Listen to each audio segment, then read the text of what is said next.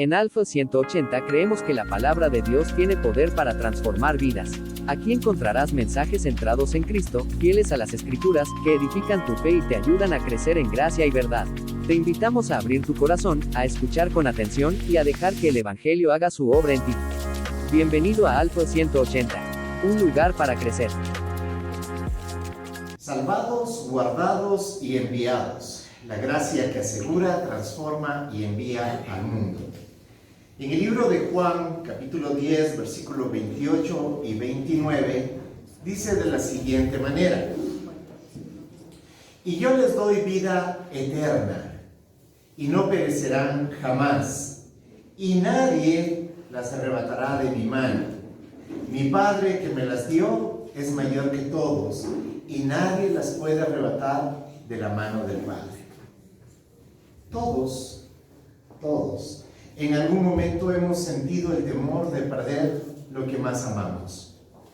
Un hijo que se nos suelta de la mano en medio de una multitud, una noticia médica inesperada o un fracaso espiritual que nos hace preguntarnos: ¿seguirá Dios conmigo después de todo esto? ¿Seguirá Dios amándome?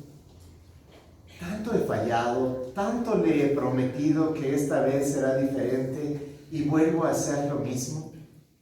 ¿Será que Dios todavía me ama? Es penoso como muchos cristianos viven su fe con una ansiedad silenciosa. ¿Y si fallo demasiado? ¿Y si un día dejo de creer? ¿Y si Dios se cansa de mí? Pues estamos en medio de una cultura de contratos frágiles, relaciones desechables, promesas rotas, donde un te amaré para toda la vida se transformó te amaré hasta que me sea conveniente, donde un contrato se mantiene siempre y cuando yo sea el beneficiado. Entonces nosotros asumimos que esa fragilidad del contrato, esas relaciones desechables y esas promesas rotas, las trasladamos a Dios y pensamos que Dios es exactamente igual que nosotros. Lo primero que quiero recordarte es que no debemos crear un Dios a nuestra imagen y semejanza, sino que nosotros fuimos creados a imagen y semejanza de Dios. Nosotros somos creación, Él es Dios todopoderoso. Él no está limitado por nuestra humanidad, por nuestros pensamientos, por nuestras reflexiones, por nuestras experiencias. Él es Dios y Él es el Rey. Pensamos que su amor funciona como el nuestro, de una manera condicionada, limitada y volátil, de acuerdo a cómo me siento, a cómo me haces sentir o las cosas que dices. Y no, Dios no es así. El Evangelio nos confronta con una verdad que rompe todos nuestros esquemas. La gracia de Dios no solamente alcanza al pecador, sino que lo sostiene hasta el final. Esa es la promesa. Hoy vamos a contemplar una gracia que nos salva soberanamente, nos guarda fielmente, nos asegura internamente y nos envía responsablemente. Para empezar, quisiera que inclinemos nuestros rostros y oremos. Señor, abre nuestros oídos para oír tu verdad. Quebranta nuestra autosuficiencia y llévanos a descansar plenamente en Cristo, el autor y consumador de nuestra fe. Para desarrollar este tema, queridos hermanos, voy a tocar 5 puntos. El primero: una gracia que salva soberanamente. Ese es el origen de nuestra seguridad. En Romanos 8:30 nos dice la palabra de la siguiente manera: y a los que predestinó, a esos también llamó. A los que llamó, a esos también justificó. A los que justificó, a esos también glorificó. Este versículo es conocido como la cadena dorada de la redención. No hay eslabones rotos. Cada cosa que está nombrando viene atada de la otra, ¿sí? Y nos lleva desde la predestinación hasta la glorificación. El sujeto de todos los verbos que encontramos en este versículo siempre es Dios. Siempre es Dios. A los que predestinó, ¿quién predestinó? Dios. A estos también llamó. ¿Quién los llamó? Dios. A los que llamó, a estos también justificó. ¿Quién los justificó? Dios. A los que justificó, a estos también glorificó. ¿Quién los glorificó? Dios. El sujeto es siempre Dios en todos los verbos que estamos viendo. Y eso nos muestra que no depende de nosotros, sino que depende de Dios. Esto lo hemos estado viendo a lo largo de la serie, y aún seguimos tratando, ¿por qué creemos lo que creemos? Y pues claro, creemos en la perseverancia de los santos. No porque perseveramos con nuestra fuerza, sino porque Dios mismo nos está diciendo que Él es el que lo hará. La salvación no comienza con nuestra decisión, sino comienza con un propósito eterno. La salvación no depende de la voluntad del hombre, sino de la misericordia de Dios. Tenemos que tomar en cuenta que en esta porción no dice algunos, no dice algunos, sino dice a los que predestinó. No dice a algunos de los que predestinó, no, está dando la certeza de que es el total de los que Él ha llamado, de los que Él ha predestinado. Los está llamando para ser salvos y Él mismo los llevará hasta la glorificación. El Evangelio no es una oferta débil, queridos hermanos. No lo es, sino que es poder eficaz de Dios para salvar. Y ese poder se revela en Cristo, el único nombre dado a los hombres por el cual podemos ser salvos. Cristo no hizo nada más posible la salvación, sino que Él la aseguró. Él en la cruz no dice, ya hice mi parte, ustedes hagan el resto. No, sus palabras fueron, consumado es. Estas palabras lo que están mostrando es una obra completa, perfecta, realizada, total, terminada. ¿Te has puesto a pensar que si tu salvación dependiera de tu constancia, cómo estaría hoy? Yo estoy seguro que ya lo hubiera perdido. Porque realmente somos tan constantes. Somos constantes en las cosas buenas que nos hemos propuesto, por ejemplo, para este año. Ahora sí leeré la Biblia. Ahora sí me levantaré temprano para orar. Ahora sí no faltaré a ningún servicio dominical. Ahora sí viviré más cerca de mis hermanos. Me preocuparé por ellos, oraré por ellos. ¿Cuántos de nosotros pueden mantener constancias en cosas que sí podemos hacer? Pero la salvación no la podemos hacer. ¿Cuánto podríamos nosotros asegurar que de nuestra constancia dependería nuestra salvación? Ya hubiéramos perdido una y otra vez. Si dependiera de nuestra obediencia perfecta, ¿cuántos han obedecido perfectamente desde que conocieron a Cristo? Pues ninguno de nosotros, queridos hermanos, ninguno de nosotros. Pues si dependiera de una obediencia perfecta, ninguno de nosotros la habría obtenido en primera instancia. Y esto nos lleva a mirar nuevamente a Dios. Porque depende de Él, depende de Cristo, y Él no falla. Entonces hay seguridad en la salvación. La seguridad no depende de mí, ni de mi debilidad, sino depende de Dios y de su poder. Esto, lejos de producir una jactancia en nuestra vida, de decir, oh, Dios se sacó la lotería conmigo.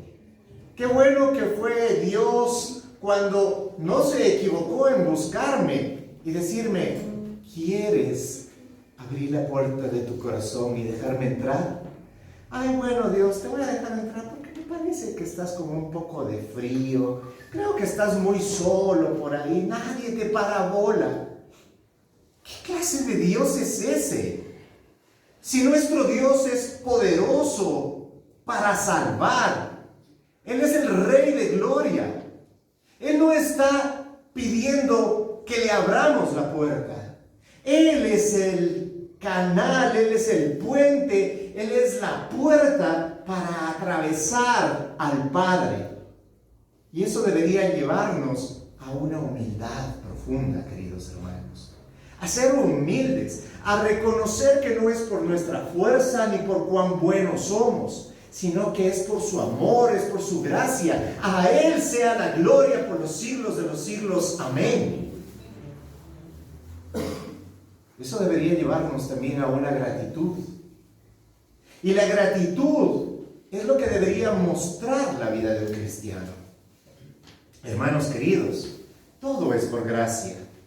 Entonces, cuando vemos de que todo es por gracia, nos lleva a mirarnos a nosotros mismos como no completos, no aptos para alcanzarla. Lo que nos lleva a reconocer que Él es. Y si Él es el que me ha llamado, el que me ha escogido, el que me ha limpiado, el que me santifica y el que me glorifica, eso debería llevarme a vivir una vida de gratitud.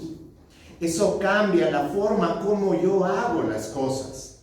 Porque en el mismo ejemplo que di anteriormente, de asistencia a la congregación, de leer la Biblia, de orar, de hacer todo lo que se espera de un cristiano, lo que hace el cambio es la actitud como lo haces. Porque, por ejemplo, si se trata de asistir el domingo al culto, bueno, voy porque es domingo, voy porque es lo que se espera de mí. Voy, me desocupo para luego poder ir al mercado, para poder ir a la finca, para poder descansar. O sea, solamente lo veo como algo que hacer.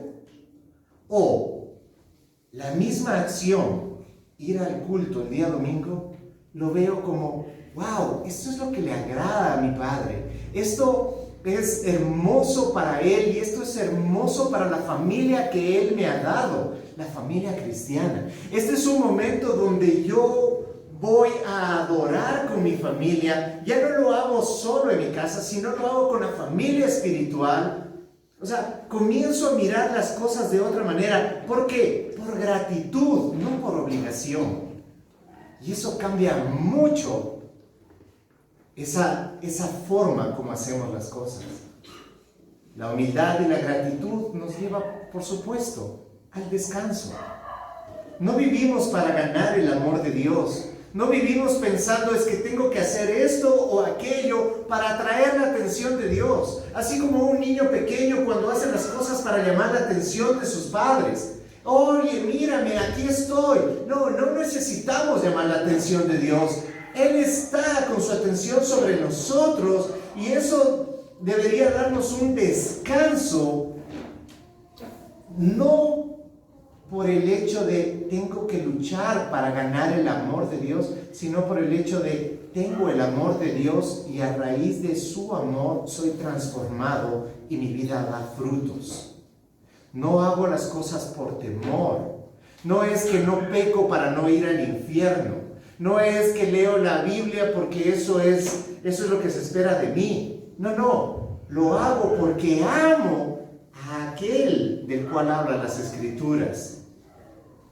Tengo un comportamiento porque eso es agradable a mi Dios. Entonces eso me da descanso. No estoy tratando de ganar algo. Ya tengo ese algo y en medida de mi gratitud yo puedo descansar. Como segundo punto tengo que ver una gracia que nos guarda poderosamente. Esto es lo que se conoce como la perseverancia de los santos. En 1 de Pedro 1:5 nos dice de la siguiente manera: que sois protegidos. Bueno, acá estamos en la Nueva Biblia de las Américas. Dice, mediante la fe de ustedes son protegidos por el poder de Dios para la salvación que está preparada para ser revelada en el último tiempo. Es muy importante todo lo que nos dice este versículo. Mediante la fe ustedes son protegidos por sus buenas obras. No dice eso, porque se portan bien. No, son protegidos por el poder de Dios para la salvación que está preparada. No es una salvación en el cual Jesucristo está en el cielo y les dice a los ángeles, espérense, no preparen las bodas del Cordero, porque finalmente no sabemos quiénes irán a venir. ¿Sí? Esperemos hasta último rato, cuando ya el mundo se acabe, y ahí sí vemos los que se salvaron, y ahí sí preparamos, no vaya a ser que nos queden puestos vacíos. No, hermanos, nos escogió desde antes de la fundación del mundo. ¿Eso choca con nosotros? Claro que choca con nosotros, porque el ser humano siempre está pensando, algo tengo que hacer, algo depende de mí. Vamos a hablar un poquito de eso más adelante. Pero en realidad golpea con el orgullo, porque el hombre siempre quiere tener el control. Y la verdad es que no tenemos el control de muchas cosas en esta tierra. Menos tendríamos el control acerca de la salvación. Por eso, queridos hermanos, la perseverancia de los santos no está diciendo que los escogidos, los santos, los hijos de Dios nunca van a pecar. No, sino que no permanecerán caídos para siempre. Porque el justo puede caer, pero por el poder de Dios puede levantarse. Porque para eso son sus misericordias nuevas cada día. Jesús no está diciendo que sus ovejas no deberían perecer, sino Jesús dice, mis ovejas no perecerán jamás. La seguridad no descansa en la fuerza de la oveja, sino en la fuerza de su buen pastor, de Jesucristo y de su Padre. Pedro añade lo siguiente: somos guardados por el poder de Dios, no por nuestra vigilancia espiritual. ¿Eso quiere decir que no debemos ser vigilantes? No, no estoy diciendo eso. Estoy diciendo que no reposa en nuestra vigilancia, sino en el poder de Dios. Hermanos, si pudiéramos perder la salvación, estoy seguro que todos nosotros la perderíamos, 1,000 veces. La certeza de saber que el santo persevera por el poder de Dios nos lleva a 3 puntos principalmente que deberíamos considerar. Para el creyente cansado, Dios no te ha soltado. Aunque estás fatigado y muchas veces has querido tirar la toalla, yo me he encontrado muchas veces en esa situación. Es hermoso poder regresar a ver a Dios y mirar que su mano sigue tomada de la nuestra, porque es su fuerza la que nos sostiene, no la nuestra.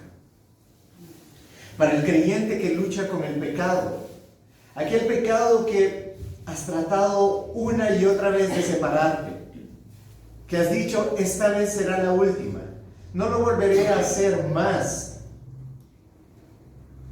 y aún así vuelves a caer. Yo te quiero decir que esta palabra lo que está diciendo es que Dios no ha terminado aún de obrar contigo, y mientras hay vida, Él está obrando. Aunque pareciera que nada pasa a nuestro alrededor, para muchos no sabían lo que le había pasado a Juan Carlos, pero ahí estaba pasando, y Dios estaba obrando. Así mismo es en nuestra vida. Tenemos que pausar nuestra vida y mirar qué es lo que Dios está haciendo. Tenemos que mirar su grandeza y su gloria, porque déjenme decirles que Dios no solamente actúa en lo extraordinario, en lo que llama nuestra atención, sino que actúa en cada momento de nuestra vida, cada segundo. El despertar esta mañana fue un milagro. El estar aquí es un milagro. No es suerte. No existe la suerte para los hijos de Dios. Existe un propósito. ¿Cuál es ese propósito maravilloso con el cual Dios te ha traído para que escuches hoy este mensaje?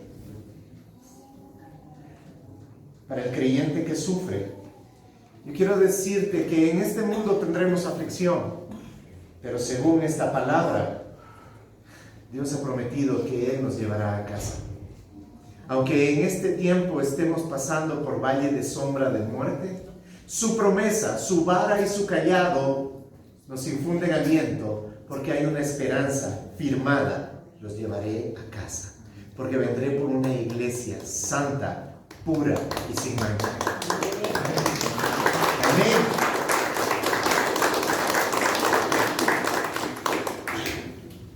Esto, queridos hermanos, lejos de fomentar el libertinaje, porque hay muchas personas que dicen, es que ustedes predican de esa manera, y entonces la gente dice, pues como ya Dios me ha salvado, y como Dios me persevera, entonces yo puedo vivir la vida loca, estilo Ricky Martin. Hermanos, no hay nada más lejos de eso. Pues, ¿por qué? Porque aquel que ha sido transformado por Dios no piensa en darse gusto a sí mismo, en hacer y cometer pecado, pues su corazón ha sido transformado y su anhelo es vivir para Dios. No estoy hablando de gente perfecta. Estoy diciendo que hay un anhelo que antes no había en nuestro corazón. Hay el anhelo de vivir para nuestro Dios. Hay el anhelo de, ya no quiero hacer eso porque definitivamente a Dios no le agrada, no le gusta. Y Él me ha mostrado que eso no es bueno para mí. Por tanto, me separo. Entonces no estamos llamando al libertinaje, sino a una confianza obediente. Si Dios me ha salvado y Él me persevera, yo viviré mi vida en agradecimiento para Él. Viviré según su norma, sus ordenanzas, sus deseos, porque eso es bueno y me da paz, me da gozo. Entonces no hay tal cosa como, el que es salvo siempre es salvo, entonces puede pecar. El que aún quiere seguir pecando voluntariamente debería analizar si primeramente es salvo. Como tercer punto, quisiera hablar acerca de una gracia que asegura internamente. Eso es lo que se conoce como la certeza del creyente. En 1 de Juan 5:13, el autor nos dice lo siguiente: estas cosas les he escrito a ustedes que creen en el nombre del Hijo de Dios, para que sepan que tienen vida eterna. No para que consideren, para que evalúen, para que se esfuercen. No. Está dando una certeza, para que sepan que tienen vida eterna. Juan no quiere cristianos inseguros. No quiere cristianos que están dubitando acerca de ¿seré salvo o no seré salvo? ¿Y si me muero ahorita? ¿Y si ahorita digo una mentira y me piso un carro, entonces me voy al infierno?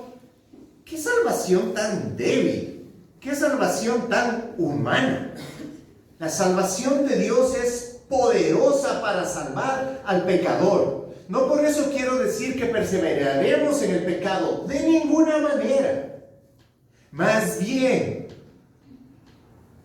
echaremos abajo nuestras pasiones y levantaremos el Espíritu de Dios para su gloria y su honra. Debemos ser creyentes firmes.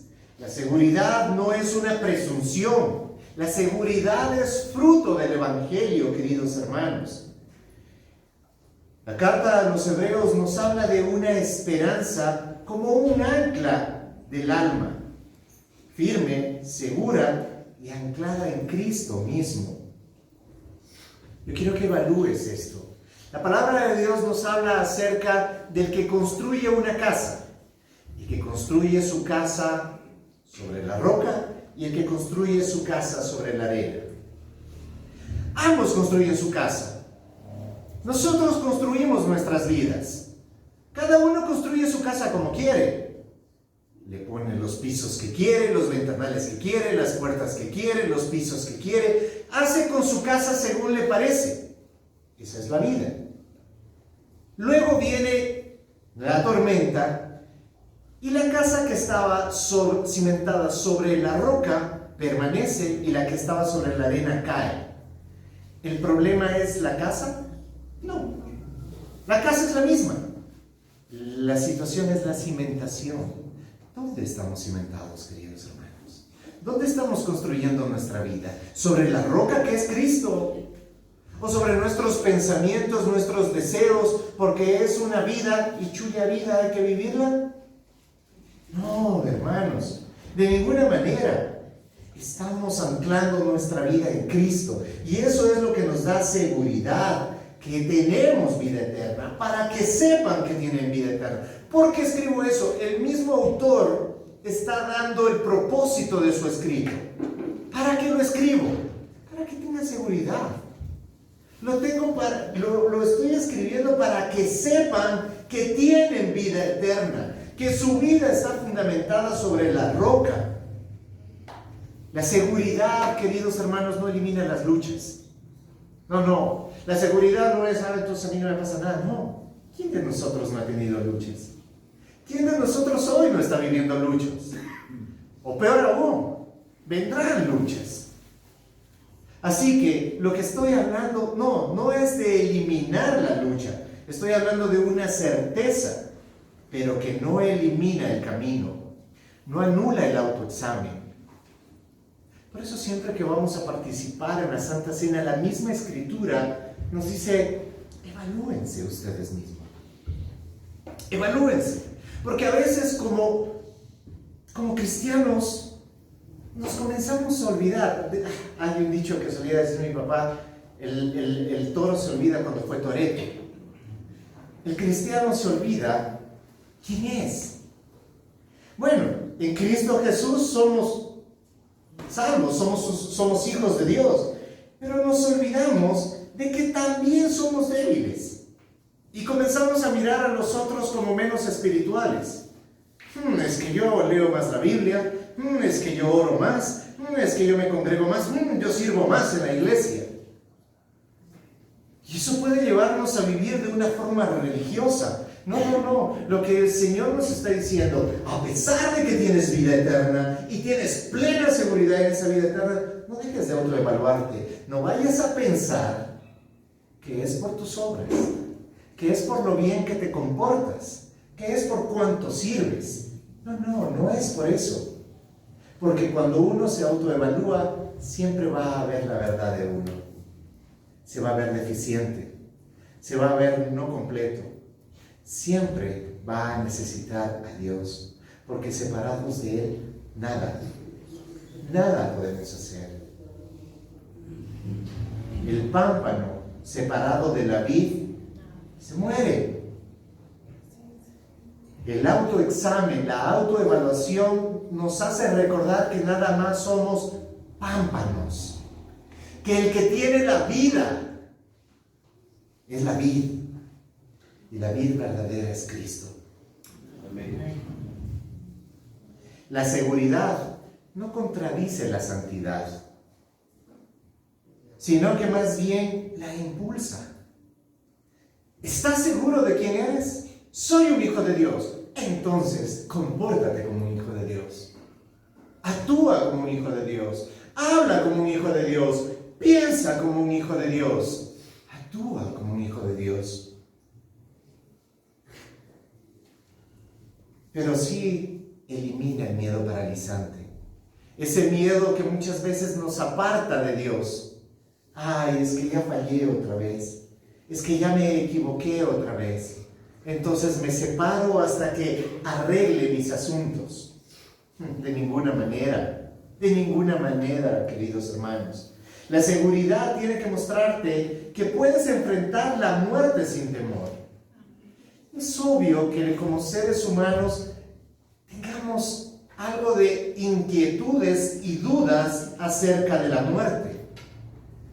Pero lo que debemos estar seguros es que la muerte solamente es un paso de transición al cumplimiento completo de una promesa hecha por nuestro Dios. Por tanto, la muerte no es el fin, como para atraer terror, sino más bien por el contrario, la muerte es el inicio de lo completo en Cristo Jesús. La seguridad nos lleva a confesar el pecado sin huir de Dios. ¿Te ha resultado difícil alguna vez orarle a Dios después de que pecaste? Después de que sabes claramente que has fallado contra Dios. Como que mejor tratas de alejarte un tiempo. Siempre vamos a actuar al estilo de Adán y Eva. Luego de pecar, se escondieron. ¿Sabes qué? No voy a congregarme un tiempo porque tengo que arreglar unos asuntillos.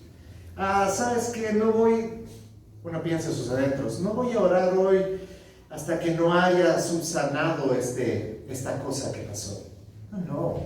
La seguridad nos lleva a acercarnos sin temor, porque siempre encontraremos misericordia en Dios. No hay pecado tan grande, tan horrible, tan asqueroso que nos pueda apartar de su amor. La seguridad es que aunque haya pecado, abogado tengo en Cristo Jesús. De que hay gracia sin límite para perdonar y para restaurar. Para perdonar y restaurar.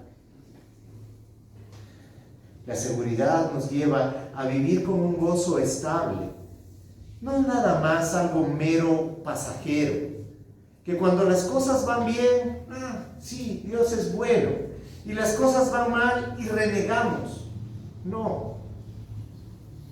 Me encantaría, y pido a Dios, y no estoy alabando a Juan Carlos, estoy alabando lo que Dios ha hecho en la vida de él, pero le pido a Dios que me dé tal fortaleza en medio de la prueba, que pueda gozarme e inclusive agradecer la prueba, porque la prueba lo que hace es mostrarme quién en realidad soy, y no para decepcionarme, no para decir, uy, no pasé la prueba, sino para decir, Señor, aún te necesito mucho más, porque me doy cuenta de que soy débil.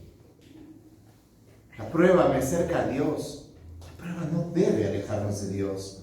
Y eso debe traernos un gozo estable, permanente, no por las circunstancias, sino por quien está con nosotros, en nosotros y a través de nosotros.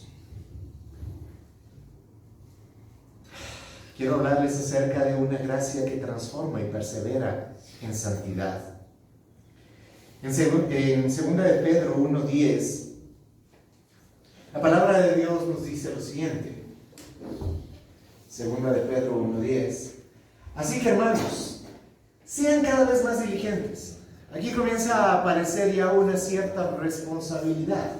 Así que, hermanos, sean cada vez más diligentes para hacer firme su llamado y elección. Si te das cuenta que la palabra de Dios no es que un versículo habla de predestinación. No, la palabra de Dios es coherente. La palabra de Dios nos muestra llamado y elección. ¿Quién nos ha llamado? ¿Quién nos ha elegido? Dios. Porque mientras hagan estas cosas nunca caerán. Nos está llamando y hace una exhortación a la diligencia. Queridos hermanos, Pedro, cuando está enseñando, no nos dice háganse elegidos. No. Sino confirma lo que Dios ya hizo. La perseverancia se evidencia en una vida transformada. Nada puede separarnos del amor de Dios, pero ese amor debe transformarnos. Lo primero, a todos nos gusta aseverarlo. Nada me podrá separar del amor de Dios. ¿De acuerdo? Eso dice la palabra de Dios. Pero también dice que ese amor en nosotros debe transformarnos, porque si seguimos igual, entonces ¿dónde están los frutos? Entonces nos llama a la diligencia. Dice, sí, claro que sí. Dios es el autor de nuestra salvación, es el autor de nuestra perseverancia y Él un día nos glorificará. ¿Cuál es tu respuesta hacia eso? Sé diligente. Ser diligente quiere decir, tengo que hacer lo que tengo que hacer. Muchas veces no tenemos ganas de hacer lo que tenemos que hacer. Para muestra, mañana es lunes. ¿Cuántos se levantarán con ganas y dirán, es lunes, esta semana voy a hacer todo lo que tengo que hacer? Probablemente habrán algunos que sí, pero generalmente la mayoría de los humanos es, mañana es lunes, no quiero.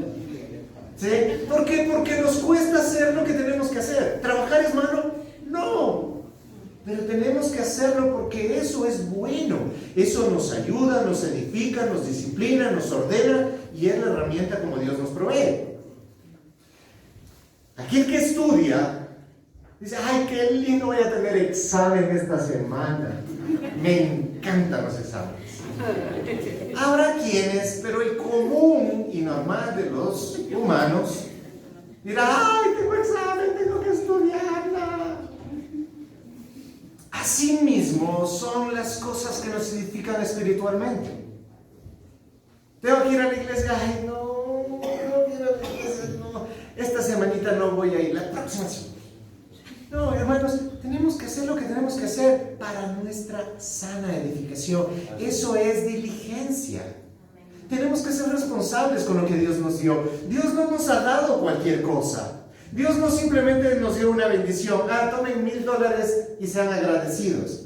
No, nos dio vida y vida en abundancia, vida eterna. Nos sacó del castigo eterno del infierno para vivir por la eternidad con nuestro Dios en su soberanía, viendo a Cristo glorificado y reinando sobre el imperio de su Padre. Amén. Queridos hermanos,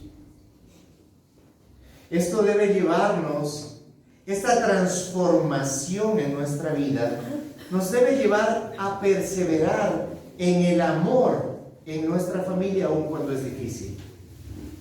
Porque es difícil amar a la familia. No, y no me refiero al tío que vemos de vez en cuando. No. Es difícil amar en la familia. Claro, amamos a nuestros hijos, pero ¿y qué tal cuando no se comportaron bien, no hicieron bien las cosas, fallaron? Cuando tenemos una discusión, cuando ya son más adolescentes o van creciendo, van poniendo sus propios límites, siempre van a haber choques y confrontaciones. Pero hermanos, debemos ser diligentes y debemos perseverar en el amor. No solamente de hablar del amor, sino perseverar en el amor. En el matrimonio, pues debemos mostrar la fidelidad, pues la fidelidad es el reflejo del pacto de Dios con su iglesia. Él es fiel. Nosotros deberíamos ser fieles. Fieles a nuestro cónyuge, fieles a nuestras creencias, fieles obviamente a Dios, fieles a lo que Dios ha mandado que hagamos. Eso nos lleva a ser constantes y no solamente consumidores en la iglesia, porque hay muchos que consumen en la iglesia, consumen sermones. Me gustó este sermón no me gustó. Hoy estuvo chévere la iglesia, hoy no estuvo chévere la iglesia. Hoy estuvo bonita la alabanza, hoy no estuvo bonita la alabanza. No. Hermanos queridos, nos reunimos no para cubrir nuestras propias necesidades, que son muchas. Nos reunimos para alabar y aprender acerca del Dios soberano que nos ha llamado a ser luz y sal en medio de la tierra. Por tanto, queridos hermanos, la constancia es ser diligente. Y en la sociedad, pues a tener una esperanza activa. Y sé que es difícil tener una esperanza activa cuando vemos las noticias, cómo está la economía, cómo está el país, cómo está la delincuencia. Hay momentos en los que uno quiere evadir la responsabilidad y decir, el mundo está loco, ahí que se mueran ellos. Pero eso no está siendo diligente en nuestra forma de actuar, porque hemos sido llamados a ser luz y sal. No podemos simplemente evadir lo que está pasando en el mundo, sino que tenemos que mostrar la respuesta a ese dolor del mundo. Y esa respuesta es Cristo. Él es el único que puede sanar. No podemos evadir esa responsabilidad, sino tenemos que vivir con una esperanza activa en medio de una sociedad que nos necesita y que necesita sobre todo a Dios. Para terminar, queridos hermanos, quiero hablarles acerca de una gracia que envía con esperanza, seguridad y misión. Mateo 28, versículos 19 y 20. Muchos de nosotros los conocemos, lo sabemos, pues es lo que conocemos como esta gran comisión. Vayan pues y hagan discípulos de todas las naciones. Pero si Dios es el que salva, Dios es el que santifica y Dios es el que glorifica finalmente. ¿Para qué vamos a predicar? Pues Dios lo ha hecho. Hermanos, uno, lo hacemos porque es un mandato. Vayan, háganlo. Luego, porque ese es el plan de nuestro Dios. No lo entiendo. No sé por qué. Pero Él ha querido salvar al mundo con la predicación de la locura del Evangelio. Porque es una locura. Pero esa es la forma. Nosotros no sabemos quiénes son llamados. Nosotros no sabemos quiénes son escogidos. Nosotros no sabemos nada absolutamente de eso. Lo que nosotros sabemos es que nuestro Dios maravilloso, precioso y poderoso ha amado al mundo de tal manera que dio a su Hijo unigénito, para que todo aquel que en Él crea no se pierda, mas tenga vida eterna. Y esa es la predicación del Evangelio. Eso es lo que nos ha llamado a predicarle a toda nación. Cuando habla de toda nación, está hablando de todo pueblo. Está hablando de los que son más oscuritos, los que son más claritos, los que son más altos, los que son más bajos, los que tienen riqueza, los que viven en pobreza. A todos, no hay excepción para predicarle a alguien. Esa es la tarea. Y no debe ser un evangelio que manipula. Tiene que ser un evangelio que da vida. No es promesas vacías. Ven a Cristo y todo te irá bien. No, ese evangelio no es el evangelio de Cristo. El evangelio de Cristo es: estabas muerto en delitos y pecados y Él ha provisto salvación. Esa es una buena nueva. No es una promesa vacía de gozo y felicidad en medio de un mundo donde siempre habrá aflicción. Es la esperanza de que aun cuando vivimos en un mundo con aflicción, ese Dios maravilloso está con nosotros. Y llegará el momento en que iremos delante de su presencia para morar por la eternidad con Él. Amén. Será grandioso. Será precioso. Es el tiempo esperado por el Señor. Y Él ha prometido que volverá por su iglesia. Queridos hermanos, quiero lanzar un reto para cada uno de nosotros. Debemos esperar cosas grandes de Dios. Pero el reto es, entonces, intentemos grandes cosas para Dios. Hermanos queridos, estamos llamados a ser diligentes. ¿En qué grado estás siendo diligente con respecto a lo único que en verdad vale y tendrá relevancia en la eternidad? Relevancia en la eternidad. Porque cada uno de nosotros puede tener una distinta profesión, oficio o cosa que hagamos, pero tarde o temprano eso se va a acabar aquí. ¿Qué es aquello que en la eternidad va a tener relevancia?